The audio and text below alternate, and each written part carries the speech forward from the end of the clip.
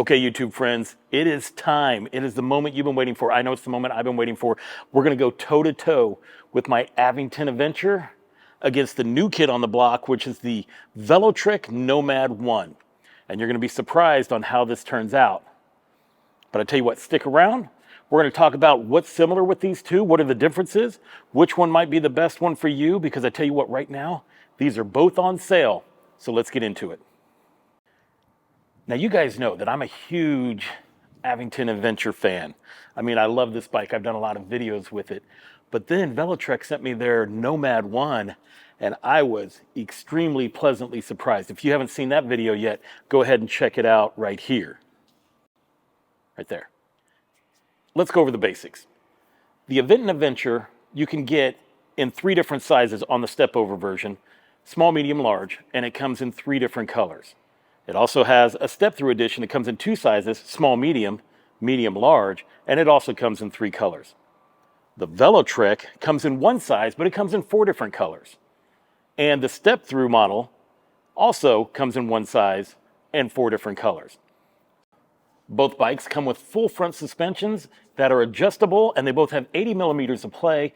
They also both have 2-piston hydraulic brakes that are 180 millimeters on the front and the back. Both of these bikes weigh 73 pounds on their own. Now, the Aventure can handle 400 pounds of payload, while the Nomad 1 can handle 440 pounds. Each has a thumb throttle that's on the left-hand side. A Shimano 8-speed transmission. Both bikes are shipped as a Class 2, but each one of them can be unlocked to a Class 3. With the Aventure, you can unlock it and the speed will go up to 28 miles an hour. I've actually had mine with pedaling in a passenger assist 5. I've been able to get mine up to like 33, somewhere around there. And with the Velotric Nomad 1, when you unlock it to a Class 3, it governs out at 26 miles an hour. So that's like, so once you hit 26, it's not gonna like let you crank harder to go any faster when it comes to pedal assist number 5. Each bike comes with a set of front and rear fenders. Now on the Aventure, the fenders are metal, and on the Velotric, the fenders are plastic. The Aventure comes with a Bafang 48 volt, 750 watt with a peak power of 130 watts and 80 Newton meters of torque. The Nomad 1 has its own Velotric rear hub that is branded to it, but it's also 48 volts, 750 watts, just like the Aventure, but it's 1200 peak watts and 75 Newton meters of torque. Now, what does that mean? Like Newton meters and all that kind of stuff? Here's what I can tell you. It's going to get your butt up that hill. Both of these bikes have a rear rack that you can purchase, and both of them are limited to 55 pounds. Both bikes come with a front integrated headlight. Now with the Aventon, it's up here towards the top, and originally it's in the center, but I put a different handlebar neck on it. But it goes right in the middle, right behind your display. With the Velotric, the headlight is mounted right above the fender, the front fender on the fork. One thing I really like about my Aventure is that it has this integrated tail light and brake light. The Velotric just came with a battery-powered light here on the back. Now, I've already switched it out. That was one of the things that I've done because it was kind of difficult to touch, and then also it just had a single light. And since I ride in Chicago, I like to have one that's flashing like this one. I heard Velotric is addressing this issue by installing a tail light on the rear fender in early 2023. Let's talk batteries. The Nomad 1 comes with a Tesla grade 21700 LG 48 volt 14.4 amp hour, and this battery is made by LG and Samsung. It's actually been certified, so it's a very high-end battery. Also, as you can see, it's integrated into the frame and mounted to the top, so there's no way this battery is going to fall out. The Aventure also has a 48 volt battery, but this one's 15 amp and 720 watt hours. Now, I'm in the groups, and I've seen where many people have had to put a Velcro strap around their battery because this battery was loose and they didn't want it falling out. Well, you can't, with the other bike, it's not going to happen. That Nomad 1 is not going to have the battery fall out. I've also never had this issue on the battery falling out, but just keep that in mind if you're afraid that that's going to be an issue, you know, and then having this Velcro strap around it. I don't know. I think a bike shouldn't have to have a Velcro strap around it.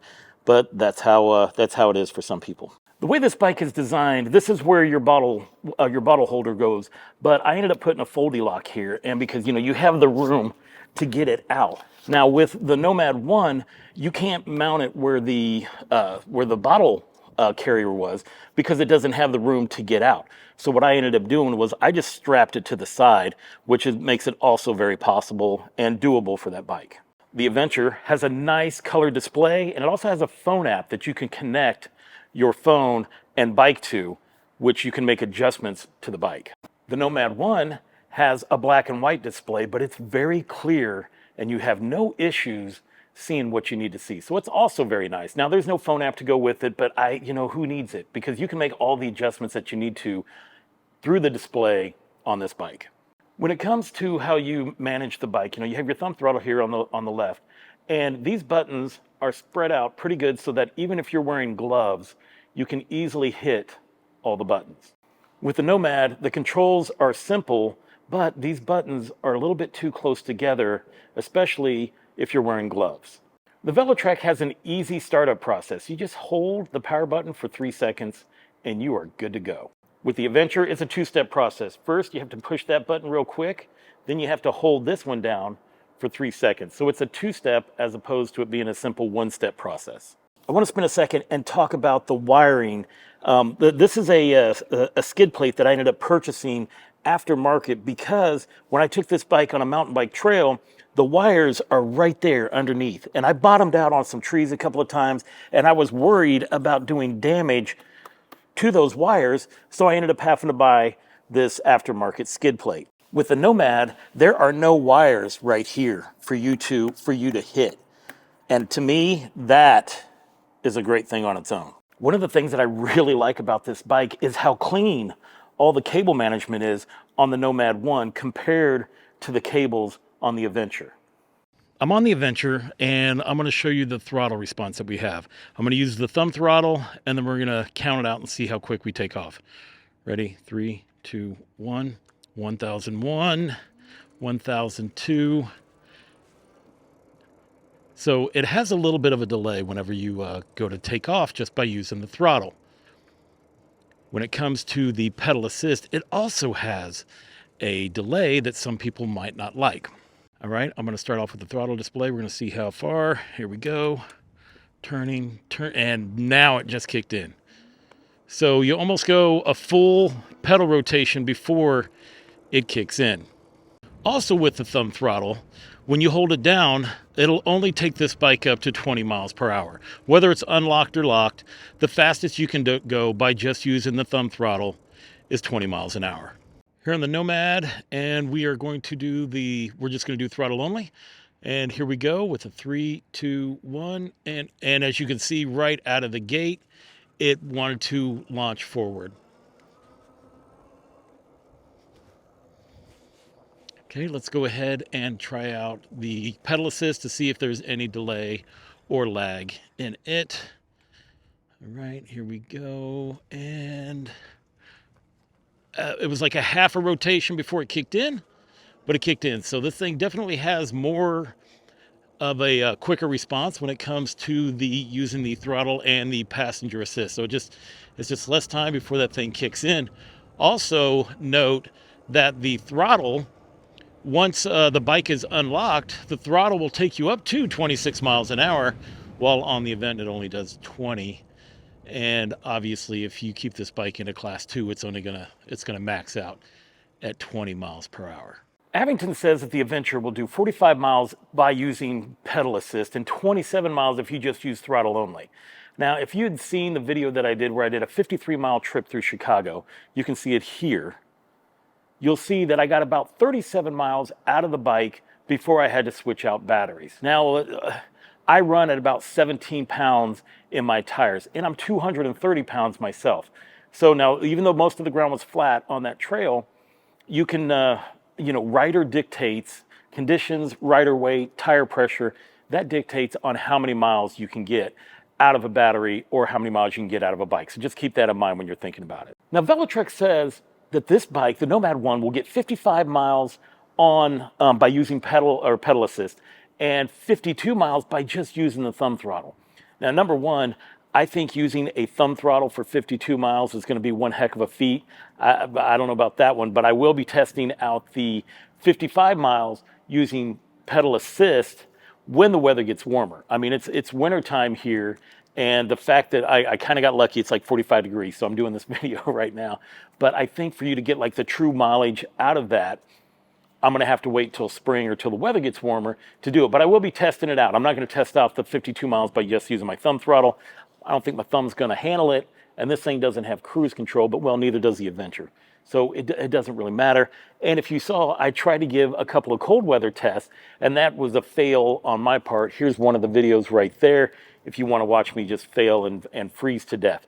I do plan on doing a winter cold weather test. I did it on the Adventure, and it got about like 30 miles before I just got too cold and didn't want to do it anymore. Matter of fact, I was just coming off of being cold. I think I had COVID over Christmas last year, but whatever.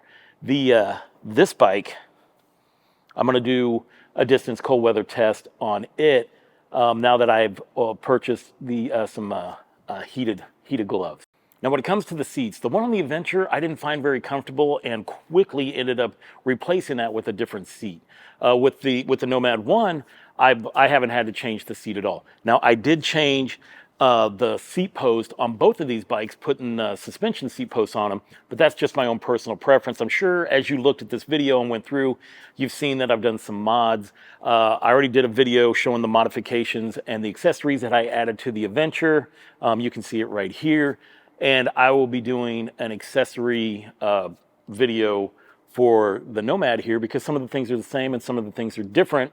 And whenever I do that, you'll be able to find it right there as well. Both of these bikes have become my two favorites at this point, with them both having the hydraulic brakes, the loadable front suspension, the 750 watt motor, the long range battery. I mean, and how solid both of them are. This is one of the reasons why these are my favorite. I'm trying to figure out to choose between which one, and I'm going to give you that here in a second. If you don't own an Adventure yet and you've been thinking about it, right now is the time to get it, okay? Because it's November. They're having a huge Black Friday sale, but it's lasted the month of November, but November's almost over. I'm filming this on November 23rd. Tomorrow's Thanksgiving, but this bike is $300 off. Normally it's $19.99. Right now they're selling it for $16.99, and you can find a link in the description to get this bike. The Nomad 1 is originally $15.99. Now, they just came out this month in the month of November, and they're having a sale until the end of the month. Instead of paying $15.99 for this bike, you can get it for $13.99. And you know what? I actually have a link in the description and a discount code, so you can save $60 on top of that. Now, when it comes to these bikes, I mean, for the money, this is one heck of a bike for the money. I'm thinking about it. I'm putting it toe-to-toe with my Adventure. And the reason I like my Adventure is because it has that built-in brake light and and nighttime light. That's like one of the only reasons that I would choose an Adventure over this bike, because they're basically the same. I mean, this one has greater range. It seems to be tighter. I like how all the black, like on the front forks, the suspension, like it's black instead of the chrome. So this thing is very clean, very well thought out. For the price, I would definitely get this bike. I mean, I love it. I love this bike, and I'm excited about doing more videos with it. But I also love my Adventure because in the city of Chicago, when I'm riding around, I like the fact that I can have a brake light and a light on the back so that people can see what I'm doing. So if you're in a big city and you are thinking about the Aventon Aventure, then that's a good call. But if the brake light doesn't, if that's not a deal breaker for you, I would definitely choose this bike over my Adventure. Man, this was a hard decision when it came to which one I would choose over the other. I mean, considering that I've put 1,300 miles on this bike and I got less than 100 on the Nomad, so that should tell you something. So thanks for watching. I hope this helps you with your purchasing decision. And until I see you next time, enjoy the ride.